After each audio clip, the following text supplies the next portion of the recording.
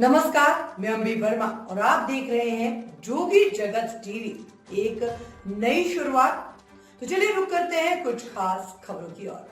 जिला गोरेला पेंड्रा मरवाही में एक बार फिर मानवता को शर्मसार करने वाली घटना सामने आई है, जहां वन मंडल मरवाही क्षेत्रांतर्गत ठांड पथरा में पौधे लगाने के लिए गड्ढे खोदने थे, जिस हेतु लोगों की आवश्यकता थी। बीट गार्ड ने चालाकी कर मध्य प्रदेश के कटनी से 80 किलोमीटर दूर से गांव से लगभग 24 लोगों को रोजगार देने के नाम पर ठंड पथरा केवची वन परिक्षेत्र में डिप्टी रेंजर तिवारी और बीट गार्ड ओमचंद मसराम द्वारा नगद भुगतान के नाम पर लोगों से गड्ढे खुदाई का काम करवाया गया। गड्ढे खुदाई हो जाने के बाद लगभग 26 दिन के काम हो जाने तक मजदूरों को मजदूरी भुगतान नहीं किया गया और जब मजदूर आज मजदूरी भुगतान की मांग करने के लिए मडना गैरोला स्थित वन मंडल मरवाही कार्यालय पर पहुंचे तो उन्हें बैंक खाता में भुगतान करने की बात कही गई और उनसे खाता नंबर मांगा गया, जबकि बीट गार्ड के द्वारा कुछ पैसे उन्हें नगद भी दे दिए गए थे। सवाल ये पैदा होता है कि जब भुगतान खाते में किया जाना है तो क्या बीट गार्ड ने पैसे अपनी जेब से दिए, और यदि पैसे अपनी जेब से दिए तो ये पैसे उसके पास कहां से आए?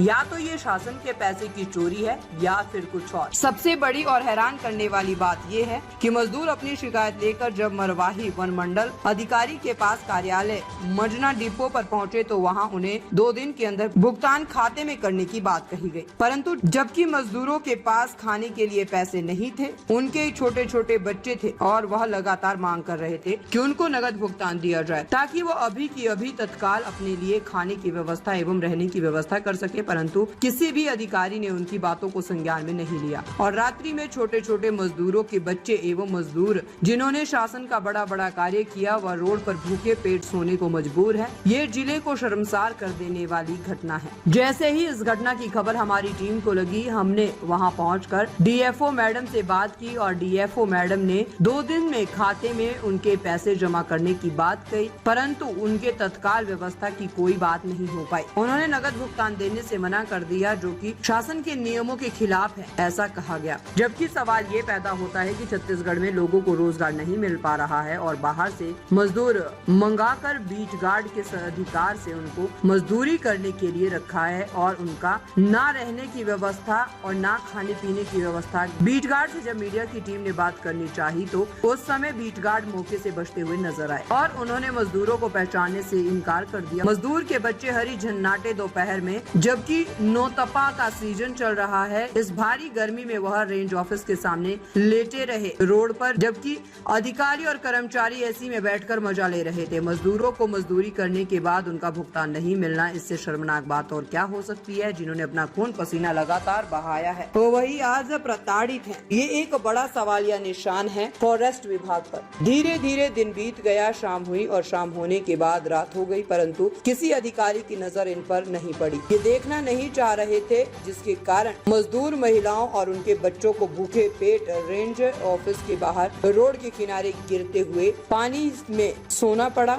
यदि किसी बच्चे को कुछ हो जाता तो इसका जवाबदार कौन होगा? जैसे ही इस घटना की सूचना राष्ट्रीय मजदूर कांग्रेस के जिला अध्यक्ष इदरीस अंसारी को पड़ी, उन्होंने मजदूरों की मदद करने के लिए तुरंत बच्चों के लिए कुछ सामग्री लेकर उस स्थान पर पहुंचे और मजदूरों की समस्याओं को सुना और उन्होंने अपने आप में शर्मिंदगी महसूस की। दूसरे जिले का, दूसरे प्रदेश का व्यक्ति मजदूर हमारे प्रदेश में किस तरह से प्रताड़ित है, इस बात को देखकर उन्होंने बहुत दुख और पीड़ा के साथ मजदूरों को जल्द से जल्द उनकी मजदूरी भुगतान करने की बात कही और बीट गार्ड और डिप्टी रेंजर पर FIR करने की भी बात कही। मीडिया और अन्य लोगों को खबर लगने के बाद डिप्टी रेंजर तिवारी और बीट गार्ड ओमचंद मसराम मौके पर पहुंचे और बात बिगड़ती देख मजदूरों को उचित व्यवस्था देने की बात कही। जिस बीट गार्ड ने सुबह मीडिया के सामने मजदूरों को पहचानने से इनकार कर दिया था, वही बीट गार्ड ओमचंद्र मसराम ने स्वीकार किया कि उनकी बीट में मजदूरों के द्वारा कार्य किया गया है, जबकि डिप्टी रेंजर तिवारी कैमरे से बचते हुए नजर आए और उन्होंने इशारा करते हुए सारा ठिकरा बीट गार्ड के ऊपर फोड़ दिया।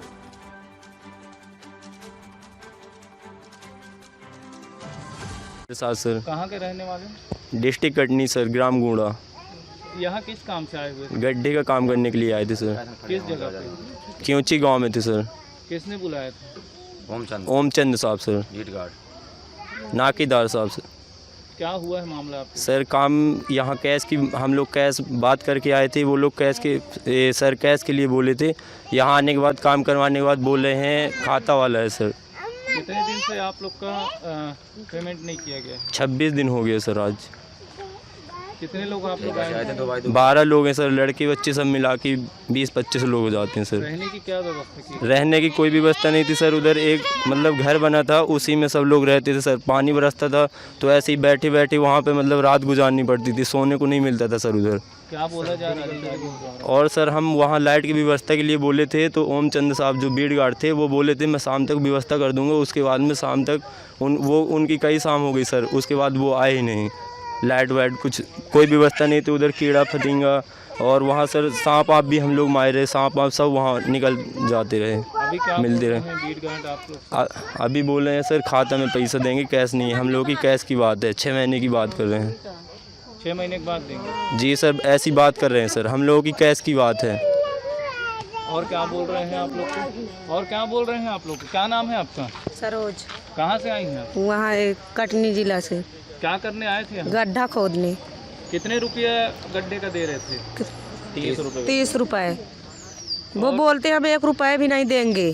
कितने दिन से? 26 दिन हो गए। कौन काम करवा रहा था? ये का नाम? ओमचंद नाकेदार। कैसे खाना पीना चलता है आप लोग का? कैसे नहीं सर, वो पूछता भी नहीं है कि खाना खाओगे, क्या खाए हो, क्या बाल बच्चे खाए हैं तुम्हारा। उधार राशन लेके 2-4 दिन से भूखे मर रहे हैं। गांव वाले देते हैं तो एक बरहिया दे देते हैं, वही को बना के 1-2 किलो और बस खा लेते हैं और बाल बच्चे खवा देते हैं। कितने बच्चे हैं आप लोग के साथ? जे दे हैं तो सब बाल बच्चे 10-12 बाल बच्चे हैं और वो भूखे मर रहे हैं, खाना मांग रहे हैं। अब कहाँ पाए? वो बोलता है कि हम नहीं देंगे, पेमेंट नहीं करेंगे तुम्हारा। कोई व्यवस्था नहीं? कुछ नहीं, कोई तो खुद लगेगा कि नहीं मतलब गलत जगह में ये लोग रखे थे, गलत हो रहा था हम लोगों के साथ में। इतना सब झेलने के बाद सर हम काम करते रह गए कि सर का काम हो जाए, हम लोग भी टाइम से घर चले जाएं, लेकिन सर नहीं सोचे सर हम लोग। बताएंगे सर। सहयोग के लिए अभी लगे हैं हम लोग। पैसा होता तो खाना नहीं रहता। क्या कारण है कि इन लोगों को आपने पहचानने से इनकार कर दिया था?